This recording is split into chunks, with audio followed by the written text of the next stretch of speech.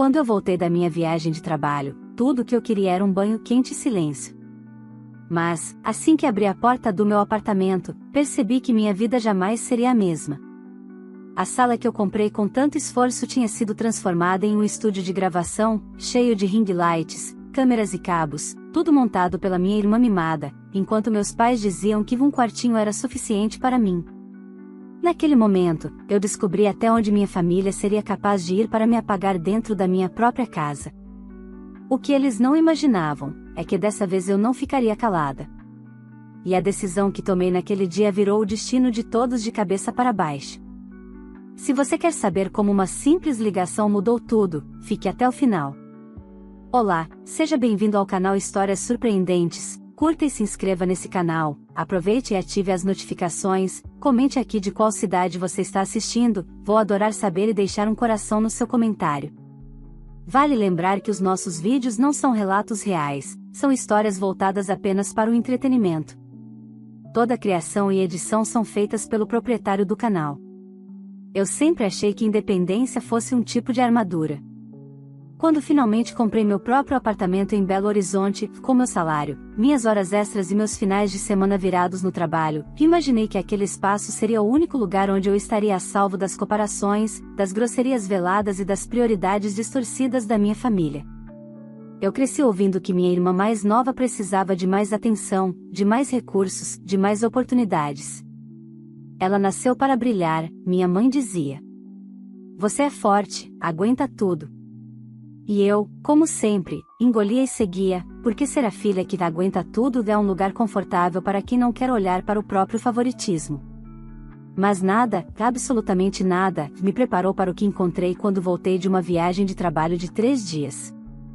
Eu estava exausta, puxando minha mala pelo corredor do prédio enquanto sonhava com um banho quente e silêncio. Silêncio. Eu daria qualquer coisa por silêncio naquele momento. Só que, assim que a porta do meu apartamento se abriu, percebi que silêncio era exatamente o que eu não teria. Ring lights acesas. Cabos por todos os lados. Painéis de LED grudados nas paredes. Tripés espalhados pelo chão. Um microfone pendurado no meu abajur favorito.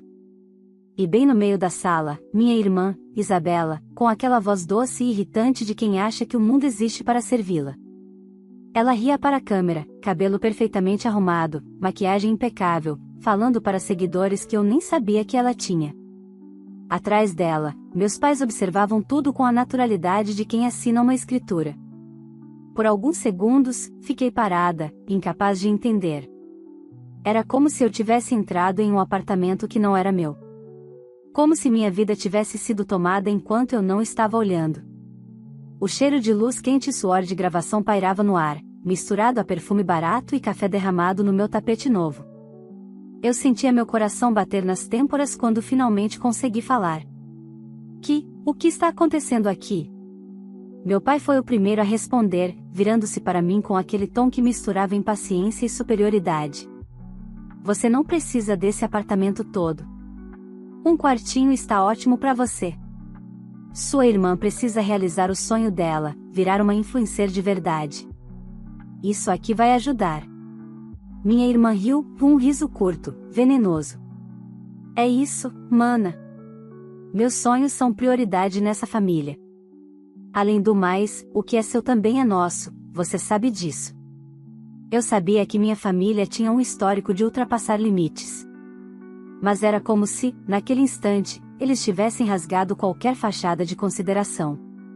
Minha sala estava irreconhecível. Minha cozinha tinha cabos pendurados nas gavetas. Meus objetos tinham sido movidos, empurrados ou simplesmente ignorados. E, como sempre, tudo girava em torno dela. Da filha perfeita. Da estrela da casa. Só que, naquele dia, uma parte de mim, aquela que aguenta tudo, finalmente quebrou. E quando uma parte quebra, o resto não fica no lugar por muito tempo. Não foi um grito que saiu da minha boca. Não foi um discurso dramático. Foi algo muito mais simples.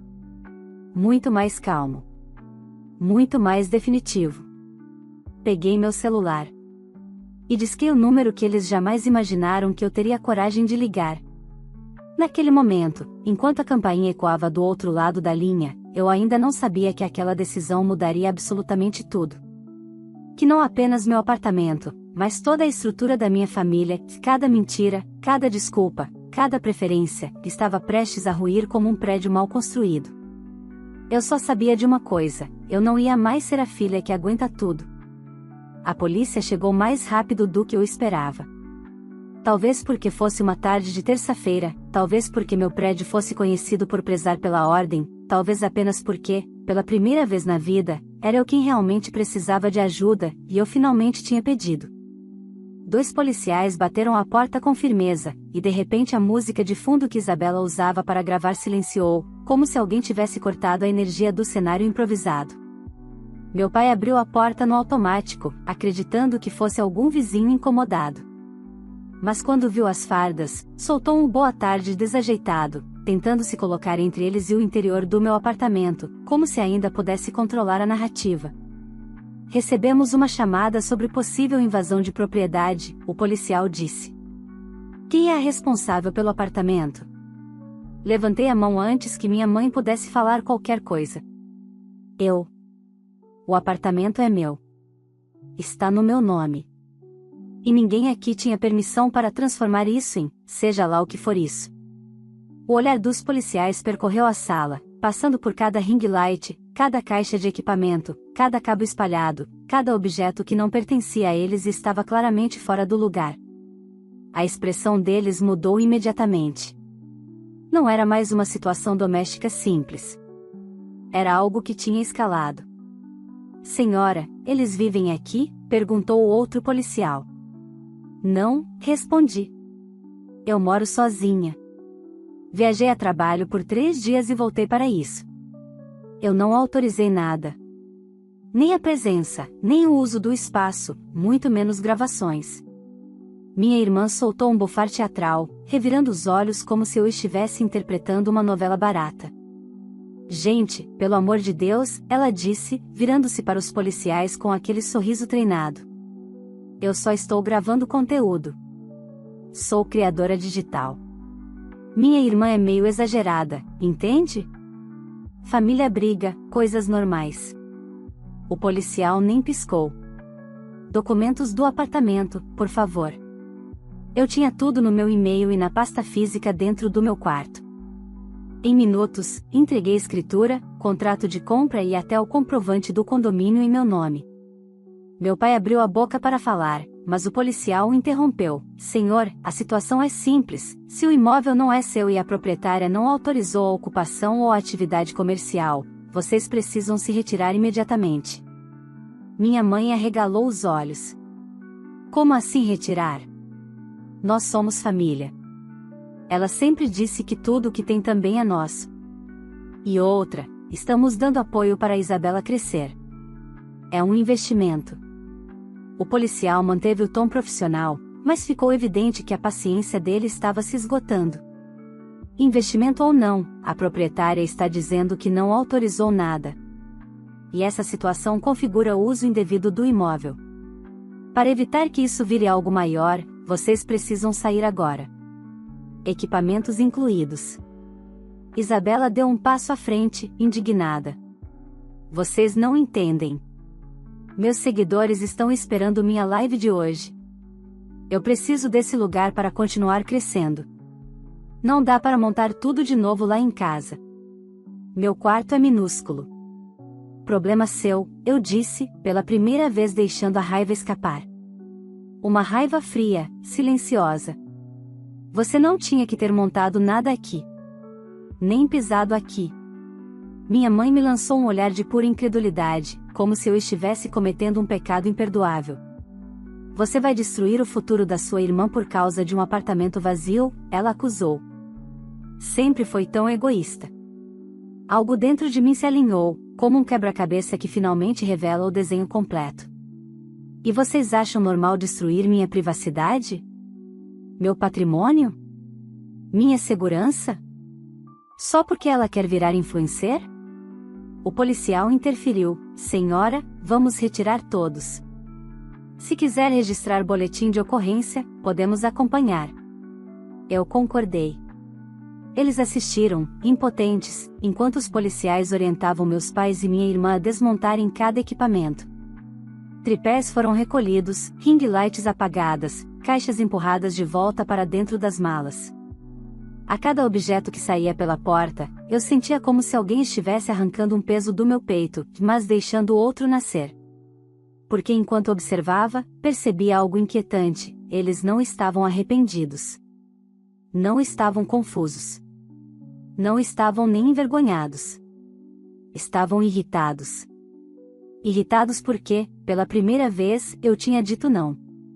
Quando finalmente saíram, minha irmã carregando uma mala cheia de câmeras e meu pai segurando um saco gigantesco com painéis, minha mãe virou-se para mim e disse, com veneno puro: "Você vai se arrepender disso.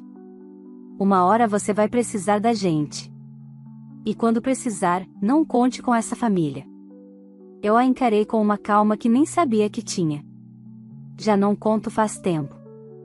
Quando fechei a porta, minhas mãos tremiam. Não de medo, mas de algo que eu não sentia desde adolescente: liberdade. Mas liberdade tem um preço, e eu ainda não fazia ideia do quanto aquele dia custaria para cada um de nós. Eu ainda estava encostada na porta quando o silêncio finalmente tomou conta do apartamento. Um silêncio pesado, denso, quase estranho depois da confusão que tinha acabado de acontecer. Andei devagar pela sala, tocando nos móveis, como se precisasse confirmar que tudo ali realmente me pertencia. Cada arranhão no piso, cada marca de fita nas paredes, cada copo usado largado por eles era uma lembrança cruel do quanto tinham invadido não só meu espaço físico, mas meu espaço emocional. Antes que minha mente começasse a me sabotar, como sempre fazia, respirei fundo e me forcei a pensar racionalmente. Eu precisava tirar fotos. Registrar tudo. Se tem uma coisa que aprendi no meu trabalho é que provas valem mais do que discursos emocionais. E eu tinha muitas. Peguei meu celular e comecei a fotografar cada detalhe: o rasgo no sofá que não existia antes da minha viagem, as manchas de maquiagem na bancada da cozinha, o adesivo de LED colado na minha parede nova, um fio solto cortando a tinta da porta. Era impressionante como 3 dias foram suficientes para transformarem meu lar em um cenário destruído. Enquanto eu documentava tudo, meu celular vibrou. Chamadas perdidas da minha mãe, 2 do meu pai, e uma mensagem de Isabela: "Você exagerou." A polícia? Sério? Que vergonha. Bloqueei na hora. Não porque eu queria puni-la, mas porque precisava de espaço para pensar. Eles tinham cruzado um limite que eu nem sabia que precisava proteger.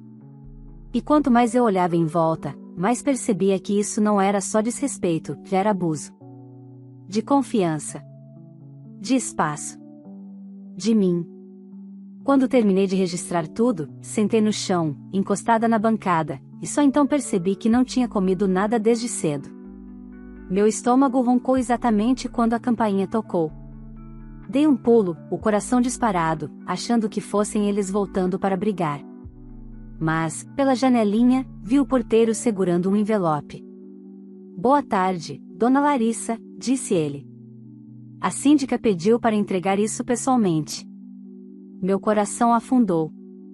Subi com o envelope para dentro e abri com cuidado. Era uma notificação formal do condomínio: denúncias de barulho excessivo, movimentação de pessoas desconhecidas, possível uso comercial do imóvel sem autorização, e inclusive uma menção à presença da polícia naquela tarde. A síndica pediu para que eu comparecesse ao escritório no dia seguinte. Fechei os olhos. O estrago deles já estava alcançando outras camadas da minha vida. Na manhã seguinte, fui ao escritório da administradora. A síndica, Dona Teresa, uma mulher séria, de cabelo preso e olhar pragmático, me recebeu com uma pasta sobre a mesa. "Larissa, eu preciso ser direta", ela começou. "Recebemos várias reclamações nos últimos dias. Os vizinhos mencionaram barulho, gravações, iluminação muito forte durante a madrugada. Houve até relatos de jovens circulando pelo corredor com caixas de equipamentos." "Eu viajei a trabalho", expliquei. "Eu não estava aqui. Minha família entrou sem autorização enquanto eu estava fora." Ela suspirou. "Acredite, eu sinto muito." Mas o problema é que tudo isso fica atrelado ao seu nome. O condomínio pode aplicar multas. Se houver reincidência, podemos abrir um processo administrativo. Enquanto ela falava, percebi que minhas mãos estavam fechadas em punhos. Era sempre assim, minha família fazia o caos, e eu que pagava a conta, no sentido figurado e agora, literalmente. Olhe, ela disse, empurrando a pasta para mim. Essas são as reclamações. Eu preciso que você assine o recebimento e se comprometa a evitar que isso aconteça de novo. Assinei. Mas marcar aquele papel foi como marcar uma nova fase da minha vida. E ela não envolveria mais fingir que tudo estava bem. Ao sair da sala, respirei fundo e mandei mensagem para a única pessoa que sabia que me daria suporte sem julgamento, minha melhor amiga, Camila. Eu preciso te mostrar uma coisa. Pode passar aqui hoje? Camila, claro. Dou um pulo aí depois do trabalho.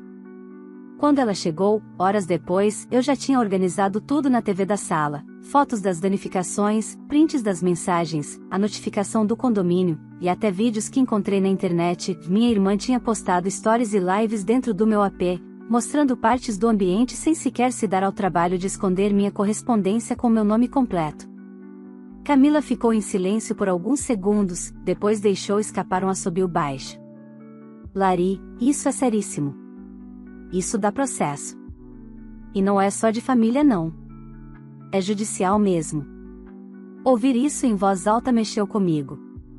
Era como se eu finalmente tivesse permissão para enxergar o que estavam fazendo comigo. Você precisa de um advogado, ela disse. E urgente. Balancei a cabeça, sentindo um fio de coragem subir pelo meu peito. E você precisa chamar seu banco, ela continuou, porque se eles usaram seu nome para criar qualquer conta ou assinar contrato, isso vira outra coisa. Não é briguinha familiar. É crime. E ali, ouvindo minha amiga, alguém que nunca me tratou como fonte de obrigação, percebi algo simples e definitivo: eu não ia deixar aquilo morrer em desculpas e tapinhas nas costas. Dessa vez, eles iam aprender que eu não era mais a filha descartável. Eu era a dona da minha vida. E estava pronta para protegê-la, custasse o que custasse.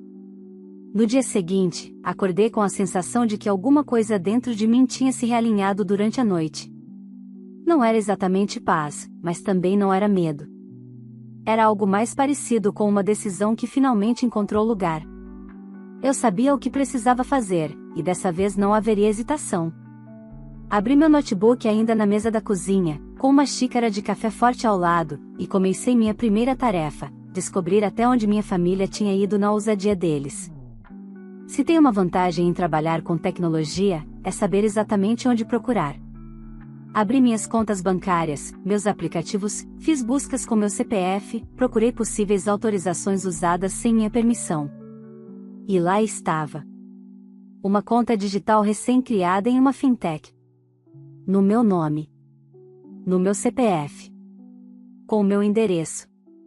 Um e-mail alternativo que eu não reconhecia e um número de telefone que pertencia à minha irmã. Meu coração deu um salto, mas não de surpresa, de confirmação. Eles tinham ultrapassado qualquer linha possível. Liguei para o atendimento da empresa e expliquei a situação. A atendente pediu documentos, prints e confirmação por e-mail. Enviei tudo em menos de 10 minutos. Deixaram registrado como possível fraude e avisaram que o setor jurídico entraria em contato. Só de ouvir a palavra fraude validando o que eu já sentia, meu corpo inteiro pareceu liberar um pouco da tensão acumulada.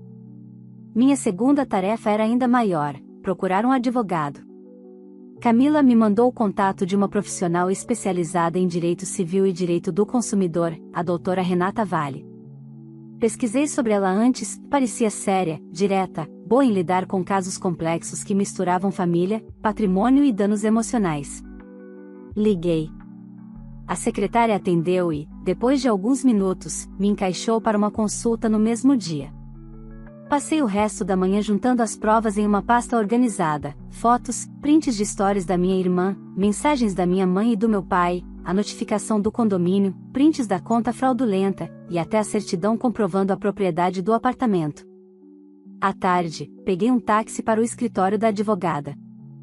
O prédio ficava em Lourdes, bem iluminado e com janelas grandes. A sala de recepção era silenciosa, com livros alinhados por cor. Quando a porta abriu e a doutora Renata chamou meu nome, senti o peso da seriedade do momento. Ela me convidou para sentar e pediu para eu contar tudo desde o começo. Contei. Sem exagero, sem floreio. Apenas a verdade crua. Durante a minha narrativa, ela fez anotações rápidas, marcando pontos específicos. Quando terminei, ela se recostou na cadeira e disse: Larissa, o que sua família fez não é apenas moralmente errado. É juridicamente grave.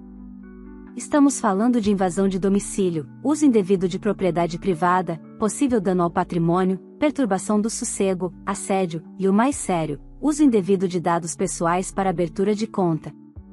Isso é crime previsto na Lei Geral de Proteção de Dados e no Código Penal. Dependendo do que descobrirmos, pode se enquadrar até em estelionato.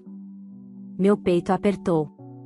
Mesmo sabendo da gravidade, ouvir com clareza judicial dava uma dimensão nova ao horror do que tinham feito. E o que eu faço agora? Perguntei. Ela ajeitou os óculos. Primeiro, vamos registrar um boletim de ocorrência. Depois, entrar com uma notificação extrajudicial para que eles cessem imediatamente qualquer uso do seu nome, imagem ou endereço. Também vamos pedir perícia no apartamento para calcular os danos, e em paralelo, abrir um processo civil para reparação. Quanto à conta falsa, deixei anotado, vamos acionar o setor jurídico da Fintech. Se você me autorizar, posso acompanhá-la em tudo. Autorizei. A sensação era estranha, como se eu estivesse me vendo finalmente protegida por alguém que realmente entendia o peso de cada detalhe. Antes de sair do escritório, ela disse: prepare-se. Depois da notificação, sua família provavelmente vai tentar te culpar. Mas você não está errada. Eles estão. Liguei para Camila assim que saí. Deu certo? Ela perguntou. Deu. E vai doer neles. À noite, sentei na minha varanda e observei a cidade iluminada. Pela primeira vez, olhei para aquela vista como se ela realmente fosse minha. Como se eu estivesse reivindicando algo que sempre me foi tirado aos poucos. Minha paz, minha autonomia, minha voz. Porém, a calmaria não durou muito. Às 22h37, meu celular tocou. Era minha mãe. Deixei tocar. Caíram 5 chamadas. Depois meu pai. Depois Isabela, com mensagens longas e confusas. Lari, o que é isso de advogada? A Renata ligou aqui. Para que tudo isso? Apaga isso. Você tá exagerando. Se isso vazar, acabou tudo pra mim. Você não tem coração? Eu só respondi uma coisa: vocês que criaram isso. Agora Arquém. Bloqueei os 3. E, pela primeira vez na vida, não senti culpa. No dia seguinte, a doutora Renata enviou as notificações. À tarde, recebi uma ligação surpresa, a síndica, Dona Teresa, avisando que meus pais tinham aparecido no prédio exigindo subir para resolver como família. Ela disse que barrou os 3. Agradeci. Mas no fundo, senti o prenúncio do que viria: eles não aceitariam facilmente perder o controle. E eu sabia que o verdadeiro terremoto ainda estava por acontecer.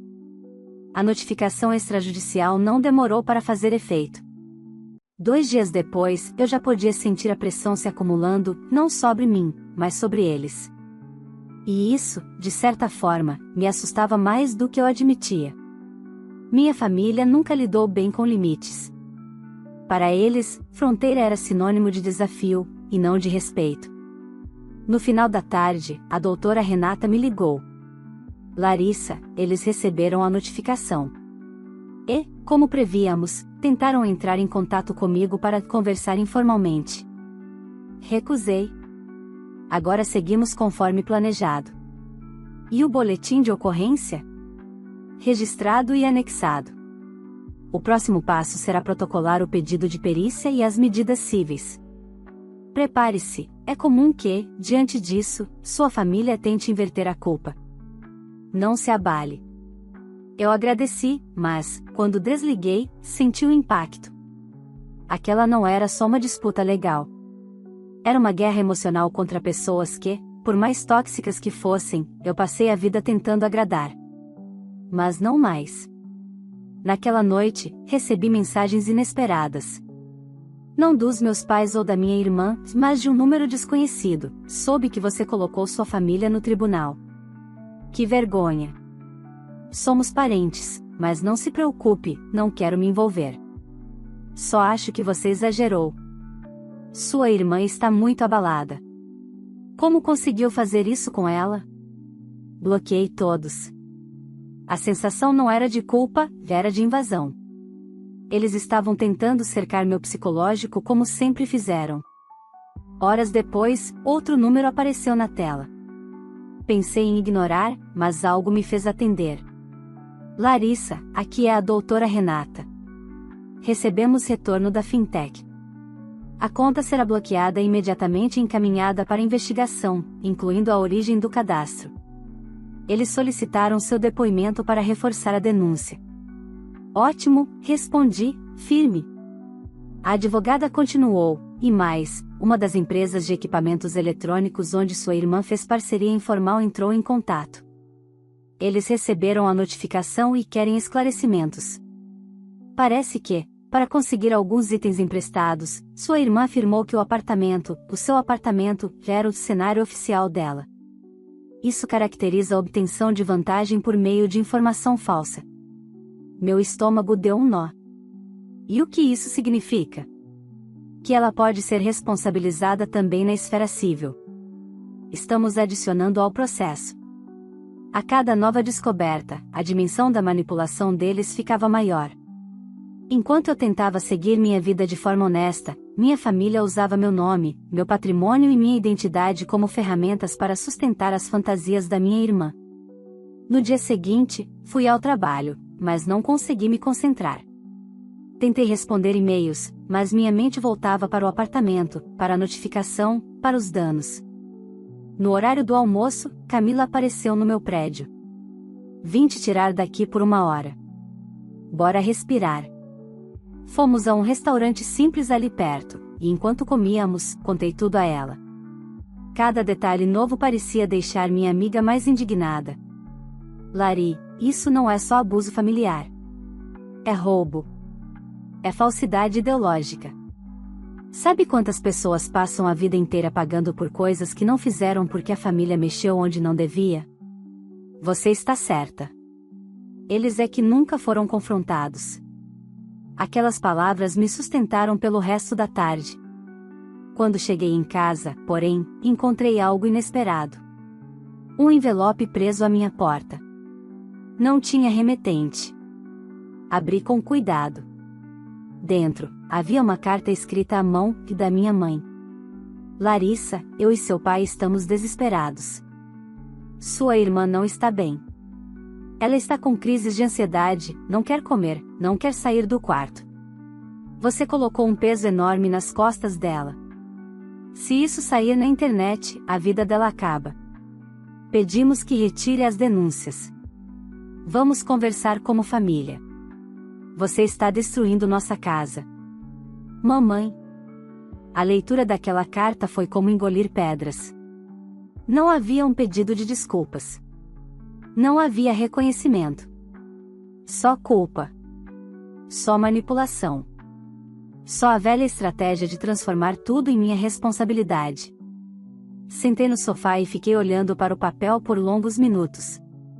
Eu podia até imaginar a cena, minha irmã chorando na cama, meus pais dramatizando, parentes comentando pelas costas. E então percebi algo, eles não estavam sofrendo pelas consequências. Eles estavam sofrendo porque, pela primeira vez, não tinham controle sobre mim. Naquela mesma semana, a perícia autorizada pela justiça foi agendada. 2 peritos vieram ao meu apartamento acompanhados pela síndica e por mim. Avaliaram tudo minuciosamente, piso arranhado, luminária quebrada, pintura danificada, marcas profundas nas paredes. Isso aqui dá alguns milhares de reais para restaurar, um deles disse. E considerando a natureza comercial do uso sem autorização, a indenização costuma ser ainda maior. A cada anotação deles no laudo, minha ficha caía mais um pouco. Não era imaginação.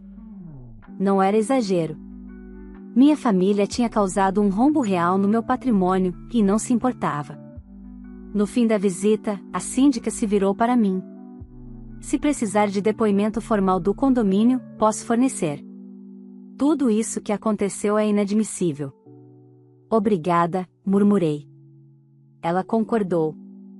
E, parabéns por ter tido coragem de se impor. Aquela frase ficou martelando na minha cabeça pelo resto do dia. À noite, quando sentei na varanda novamente, reparei que algo tinha mudado. Não era mais aquela sensação de pertencimento tímido. Era algo maior. Era como se, pela primeira vez, eu estivesse ocupando meu próprio espaço plenamente. Mas eu sabia que a batalha ainda não tinha terminado. Porque, quando a verdade começa a aparecer, quem vive de mentira faz de tudo para não afundar sozinho. E minha família ainda tinha muito a perder. Quando o laudo da perícia ficou pronto, a doutora Renata me chamou ao escritório para revisar tudo antes de anexarmos ao processo. Sentei diante dela com a sensação de estar prestes a atravessar uma ponte que não tinha retorno. Ela abriu a pasta com calma, como quem sabia que cada detalhe ali carregava peso. O dano total estimado ultrapassa os R$ 15.000, ela disse. E isso só do apartamento. Sem contar o uso indevido da sua identidade e o prejuízo moral, que é ainda maior. Concordei, tentando absorver tudo. Eu sabia que tinha sido ruim, mas ver valores concretos, números reais, tornava tudo mais palpável, mais doloroso e mais justo ao mesmo tempo. A advogada continuou: vamos protocolar o processo amanhã. E, considerando a gravidade dos atos, também vamos pedir uma medida protetiva para evitar que sua família volte a aparecer no prédio tentando pressioná-la. Aquilo soou duro, mas também libertador. Voltei para casa caminhando devagar, como se meu corpo estivesse tentando registrar cada passo dessa fase da minha vida. Assim que entrei no apartamento, me dei conta de algo: fazia semanas que meus pais não tentavam mais vir até aqui. Não havia mais ligações histéricas, nem mensagens dramáticas, nem vizinhos comentando que alguém havia tentado entrar. O silêncio deles não era paz. Era estratégia.